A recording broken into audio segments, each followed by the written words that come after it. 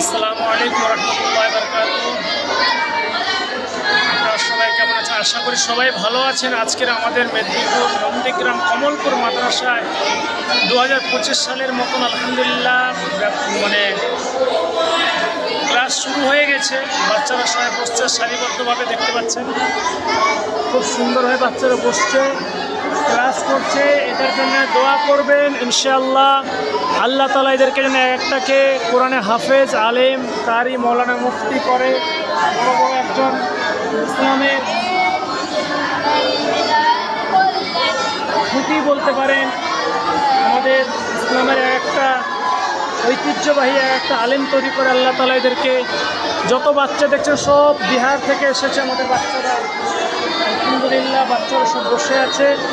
এদের জন্য দোয়া করবেন, খাস করে এদের জন্য আপনারা খাস করে দোয়া করবেন। গরিব এতিম বাচ্চারা আছে আলহামদুলিল্লাহ,